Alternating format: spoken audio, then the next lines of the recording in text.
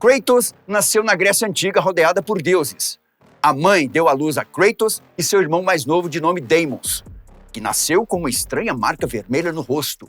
Kratos e Deimos eram naturais da cidade de Esparta, uma das cidades gregas voltada para a guerra. Por causa disso, os dois garotos começaram a ser treinados para o combate muito cedo. Nessa época, os deuses acreditavam em uma profecia que envolvia uma figura chamada de Guerreiro Marcado. A profecia dizia que tal guerreiro seria a ruína do Olimpo, e então os olimpianos passaram a perseguir quem quer que pudesse ser essa figura. Uma vez que Deimos possuía uma marca no rosto, os deuses entenderam que poderia ser ele o Guerreiro Marcado. Então, o deus da guerra, Ares, raptou o irmão mais novo de Kratos. O jovem guerreiro tentou impedir, mas foi facilmente derrotado pelo deus, que ainda deixou uma cicatriz feia no seu rosto. Kratos jurou se tornar forte o bastante para não ver seus próximos morrerem novamente. Como homenagem, o guerreiro cobriu sua pele com uma enorme tatuagem vermelha semelhante à marca de seu irmão. Ou seja, surgiu outro guerreiro marcado. Kratos cresceu no exército de Esparta e se tornou um guerreiro formidável. Quando se tornou adulto, casou-se com Lisandra. Com ela, o guerreiro marcado teve a garotinha Calíope. A menina nasceu com uma praga e, para Esparta, crianças com essas fraquezas eram inadmissíveis. Para salvar sua criança, Kratos partiu em uma jornada em busca da ambrosia.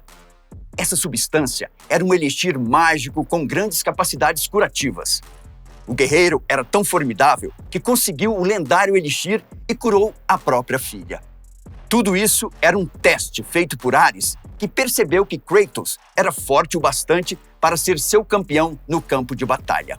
Após muitas vitórias com Esparta, certo dia as tropas de Kratos foram completamente derrotadas por guerreiros bárbaros. Porém, para Kratos, a vitória valia mais do que qualquer coisa. Então, o homem pediu para que o próprio Ares descesse e ajudasse os espartanos. Em troca, Kratos serviria ao deus pelo resto de sua vida. Ares estava muito interessado na aliança e desceu para ajudar. Além da vitória, Kratos recebeu do deus as lâminas do caos, armas poderosas forjadas no submundo. Uma vez obrigado a servir ao deus da guerra, o guerreiro marcado passou a cumprir muitas missões. A partir daí, Kratos obedecia cegamente às ordens de seu superior a ponto de matar qualquer um, fosse inocente ou não. A sede de sangue de Kratos tornou-se imparável e muitos foram mortos por suas lâminas. Ares constantemente entrava em conflito com outras cidades que preferiam adorar outros deuses. O espartano agora tinha fama de monstro. Sua raiva e instinto lutador eram aplacados apenas por sua família. Calíope e Lisandra, ainda que o amassem, percebiam que Kratos estava passando dos limites. Certa vez, Ares ordenou que uma localidade que adorava a deusa da guerra, Atena, fosse dizimada. Kratos, como bom servo, foi ao local e começou a matança. O espartano estava tão violento que matava sem sequer olhar quem eram suas vítimas. Foi só no final da chacina que Kratos percebeu entre as mortes provocadas por ele estavam sua esposa e sua filha. Tudo isso era planos de Ares, que entendia a família do soldado como uma fraqueza. Agora Kratos seria um peão ainda mais poderoso para o deus da guerra. Enquanto chorava a morte das amadas, o guerreiro jurou nunca mais cumprir qualquer ordem dada pelo deus Ares. Ao mesmo tempo, a anciã que servia como oráculo do lugar amaldiçoou Kratos. O lugar queimava com as cinzas dos mortos e com a maldição, as cinzas de Calíope e Lisandra se prenderam permanentemente à pele de Kratos. Daquele dia em diante, o homem carregaria para sempre na própria pele a marca de seus feitos horríveis. Como as cinzas tornaram Kratos muito branco, a partir daí ele foi chamado de O Fantasma de Esparta. Após se livrar do juramento a Ares, o espartano passou a sofrer com constantes pesadelos que o lembravam da morte de sua família. Ter matado suas amadas atormentava Kratos, a ponto de ele oferecer seus serviços a outros deuses a fim de que eles o livrassem. Então, o homem se tornou uma espécie de campeão para os demais olimpianos. Ele seguiu cumprindo as missões das divindades, mas nada de chegar o dia em que seus pesadelos seriam terminados. Após anos de servidão, o fantasma de Esparta exigiu seu pagamento. Antes de entregar o que Kratos queria, Atena pediu uma última missão. Ares havia se rebelado contra todos no Olimpo e havia começado a atacar a cidade de Atenas. O último pedido dos olimpianos envolvia matar o deus da guerra, mas nada que ele não topasse fazer em busca de sua redenção. Para obter o poder necessário para matar alguém imortal, Kratos foi mandado até o Templo de Pandora, onde ficava a Caixa de Pandora e seu templo. No objeto havia o poder para matar um deus. Quando Kratos finalmente chegou até ela, Ares o atacou. O deus da guerra lançou um ataque de muito longe, que acabou matando o fantasma de Esparta. Uma vez morto, Kratos foi parar no submundo. Lá, foi ajudado por um misterioso coveiro que constantemente aparece em sua jornada e o chama de Minha Criança. Com essa ajuda, o espartano retorna para o mundo dos vivos. Kratos consegue chegar à Caixa de Pandora mais uma vez, o que dá a ele poder o suficiente para desafiar Ares. Com os poderes divinos, o fantasma de Esparta conseguiu matar o deus da guerra. Assim, ele obteve não só sua vingança, mas também cumpriu a última tarefa dada pelos deuses a ele. No entanto, os deuses não cumpriram sua promessa. Resolveram perdoar os erros de Kratos, mas se mostraram impotentes para retirar os pesadelos e visões terríveis da mente do homem. Atormentado pelo próprio passado, o guerreiro decide tirar a própria vida se jogando de um penhasco. Sua tentativa não dá certo, pois ele é resgatado por Atena. A deusa diz que o lugar de deus da guerra estava vazio. O Olimpo precisava de uma nova pessoa para ocupar o trono da encarnação da guerra. Então, Kratos se tornou o novo detentor do título. Mesmo como imortal, o homem continuava tendo sonhos. Em alguns, o grego via a própria mãe, que para ele estava morta. Então, Kratos parte para uma investigação em busca dela. Ele descobre que ela está viva. A mulher de nome Calisto conta para o filho que seu irmão Deimos, apesar de ser capturado por Ares, ainda estava vivo. Quando Calisto iria contar finalmente quem era o pai de Kratos, ela se transformou em um terrível monstro. Infelizmente, a mulher tinha sido amaldiçoada para nunca falar quem era o pai do fantasma de Esparta. Por causa disso, ainda que de forma relutante, Kratos precisou matar sua própria mãe. O espartano ficou intrigado com a notícia de que Deimos estava vivo e passou a procurá-lo. Kratos foi achá-lo no submundo. Ali, Deimos tinha passado todo esse tempo sendo torturado pelo deus da morte, Thanatos. Uma vez reunidos, ambos resolvem suas diferenças e partem para uma luta contra Thanatos. Os espartanos conseguem derrotar o deus, mas Deimos morre no processo. Por entender que os deuses omitiram de propósito o fato de sua mãe e de seu irmão estarem vivos, o deus da guerra prometeu se vingar. Como principal deus adorado em Esparta, Kratos passa a ajudar seus compatriotas nas guerras.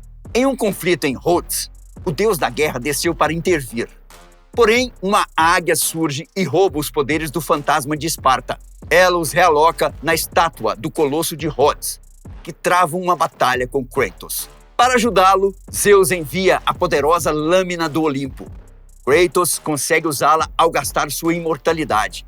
Como resultado, derrota o Colosso de Rhodes, mas se fere muito no processo. Ao tentar recuperar a lâmina para fugir da morte, Kratos é atacado pelo próprio Zeus. O rei do Olimpo era aquela águia e também o coveiro que ajudava Kratos. Tudo fazia parte do plano do deus dos raios para acabar com Kratos, visto por ele como uma grande ameaça. Zeus usa a própria lâmina para matar o deus da guerra, que naquele momento estava mortal. A sorte foi que no submundo, Kratos foi ajudado pela deusa primordial Gaia. Gaia conta que o passado poderia ser mudado caso o tear do destino fosse encontrado. Então, Kratos encontra e derrota todas as 3 irmãs do destino, detentoras do tear. Com as linhas do tempo em mãos, o espartano conseguiu retornar ao exato momento em que estava sendo morto por Zeus. Uma nova luta se inicia entre Kratos e Zeus. No entanto, com medo do colapso total da Grécia, caso o rei do Olimpo morresse, Atena interfere na luta e acaba levando um golpe de Kratos. Enquanto a deusa morria e Zeus fugia, Atena revelou que Kratos era filho do rei dos deuses. Como Zeus havia matado o próprio pai, ele temia que Kratos repetisse o feito. Ansioso por vingança, o guerreiro utiliza mais uma vez os poderes do destino para recrutar os titãs. Com seus novos aliados superpoderosos, Kratos e os titãs marcharam rumo ao Olimpo em busca de vingança contra os olimpianos. Porém, os titãs também traíram o antigo deus da guerra. Para eles, Kratos era apenas um peão. Gaia, então, o joga novamente para o submundo. Lá ele é ajudado por uma versão espectral de Atena. Para fugir do submundo, Kratos enfrenta e derrota o deus dos mortos, Hades. Tal fato traz um grande desequilíbrio entre a vida e a morte e mostra como a morte dos deuses pode ser catastrófica para o mundo. O fantasma de Esparta descobre que o segredo para derrotar Zeus é a chama do Olimpo, um fogo sagrado que protegia a caixa de Pandora. Para isso, ele teria que encontrar a mulher que dava nome ao objeto. Enquanto procura Pandora, Kratos encontra e mata diversos deuses, entre eles nomes como Hélios, Hermes e Hera. A cada divindade morta, o caos aumentava na Grécia.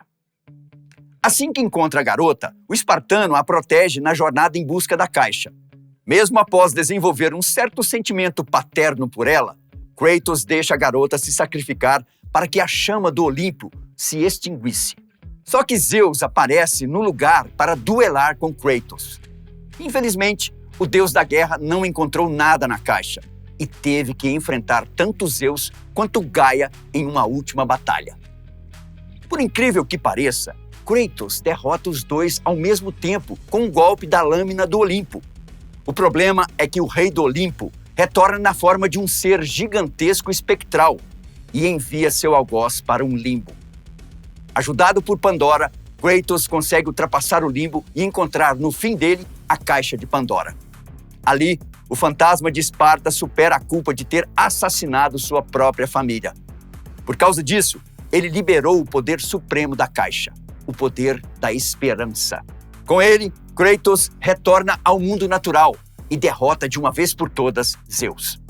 Com o Olimpo destruído, a Grécia entra em colapso. Para contornar a situação, a versão espectral de Atena sugere utilizar o poder da esperança para remodelar a região. Kratos percebe que seria manipulado mais uma vez e decide se empalar, o que espalha todo o poder da esperança para que os mortais o utilizem para refazer a Grécia.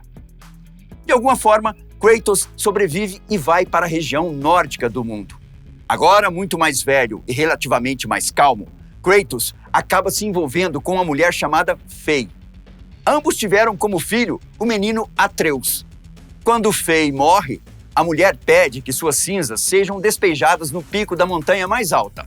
Atreus e Kratos partem nessa jornada e descobrem que o pico não ficava na Terra, mas sim no mundo dos gigantes.